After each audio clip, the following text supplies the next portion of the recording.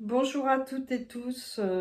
Aujourd'hui, je vous parle d'amour et de sexualité. Brigitte Minel, psychanalyste. Et ce sera la vidéo numéro 10. Aujourd'hui, le sujet, c'est puceau et pucelle à vie. En effet, ça peut étonner certaines personnes, mais il existe beaucoup d'adultes vierges. Euh, Moi, j'ai fait un petit peu une étude là-dessus et je pense que globalement, il existe un adulte sur 10, au-delà de 20 ans, qui soit encore vierge, ou quasiment, qui mène une vie comme ça. Alors pour ces personnes, il s'installe un sentiment d'anormalité et souvent de honte. Certains s'isolent et peuvent même fuir les amitiés si vous en avez autour de vous et que vous les trouvez fuyants. Voilà, c'est pas très étonnant. Notamment parmi les femmes, parce que les femmes se font beaucoup de confidences. C'est un peu plus simple pour les garçons ou les hommes, les jeunes hommes, parce que les hommes s'interrogent moins sur ce genre de préoccupations dans leur vie. Alors, quel profil ont-ils, ces gens vierges?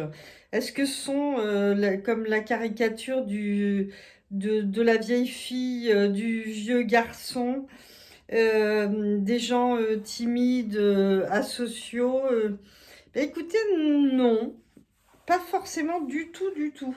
Moi, les profils que j'ai vus, c'était plutôt des gens qui se montraient extravertis, même très extravertis.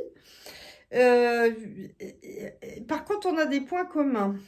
Et ces points communs, souvent, sont, on trouve un côté très cérébral et aussi un côté très romantique. En fait, il y a eu une idéalisation de l'amour ou de ce que ça devrait être. J'appelle ça un peu la tyrannie d'un idéal, hein, vous voyez, amoureux. Des gens qui réfléchissent beaucoup, qui se sont pas laissés aller dans des pulsions à l'adolescence. Et du coup, ça leur paraît difficile à franchir. Ils ont peur de la banalité et d'être dans un couple sans véritable amour. Ce sont des gens d'ailleurs en général intelligents et lucides qui voient au-delà des apparences, qui voient l'état de délabrement de beaucoup de couples. Et voilà, ça leur paraît être une entreprise pour élever des enfants et assurer une sécurité matérielle. Donc ça, c'est des gens ça leur plaît pas. Ils ont vraiment envie de vivre un amour et voilà. Euh, c'est souvent en observant le couple des parents que la personne en est venue à aiguiser son regard et est arrivée à ses conclusions pessimistes sur le couple.